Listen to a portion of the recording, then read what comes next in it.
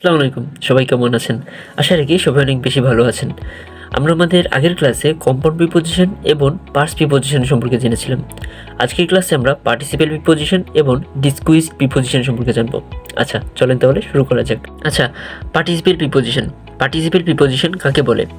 যখন present participle অথবা past participle প্রিপোজিশনের মতো ব্যবহৃত হয় তাকেই পার্টিসিপেল প্রিপোজিশন বলে। যেমন আমি যদি উদাহরণ দিয়ে বলি, হি স আ পিপুল ওয়াকিং পাস্ট হিম, যেখানে ওয়াকিং।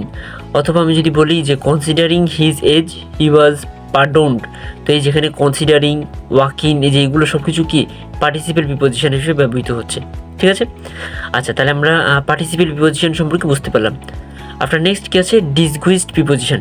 আচ্ছা, ডিসগুইজড প্রিপোজিশন কাকে বলে? যখন অন, অ্যাট, পার ইত্যাদি এই সমস্ত প্রিপোজিশনের পরিবর্তে এ অথবা ও এই জাতীয় শব্দ যখন ব্যবহৃত হয় এগুলাকেই ডিসগুইজড প্রিপোজিশন বলে।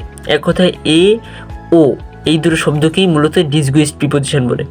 যেমন আমি যদি উদাহরণ দিয়ে বলি, যখন প্রশ্ন করা হয় কাউকে যে হোয়াট টাইম ইজ ইট নাও, এখন কয়টা বাজে, অনেকে কি বলে যে ইট ইজ 6 o'clock। এই যেখানে 6 o'clock, এই যে ও, এটা কিন্তু ডিসগুইজড প্রিপোজিশন।